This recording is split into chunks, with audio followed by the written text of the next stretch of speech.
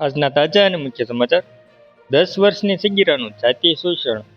Wafer અને ચોકલેટની લાલચ આપી પંચરની દુકાનમાં અંદર બોલાવી બીભત્સ ચેનચાળા કર્યા. કારીગર જોઈ જતા ભાંડો ફૂટ્યો.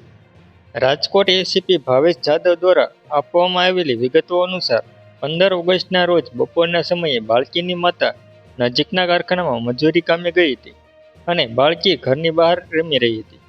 પંચરની કેબિનમાં એકલા રહેતા આરોપી શાંતિલાલ મોહનભાઈ કાપડિયા એ બાળકીને વેફર અને ચોકલેટ આપવાની લાલચ આપી દુકાનની અંદર બોલાવી હતી. આરોપીએ બાળકીને ટેબલ નીચે બેસાડી તેની સાથે નિર્લજ્જ વર્તન કરી જાતિ શોષણ આચર્યું હતું. શાંતિલાલની હિલચાલ પર દુકાનમાં જ કામ કરતા એક કારીગર યુવકને શંકા ગઈ હતી. બાળકી દુકાનની બહાર નીકળતા જ યુવકે પ્રેમથી પૂછપરછ કરતા માસૂમ બાળકીએ પોતાની સાથે બનેલી સમગ્ર આપવીતી જણાવી દીધી હતી. યુવકે સહેજ પણ સમય ગુમાવ્યા વિના તાત્કાલિક બાળકીની માતાને જાણ કરી સમગ્ર હકીકતની વાકેફ કરી હતી.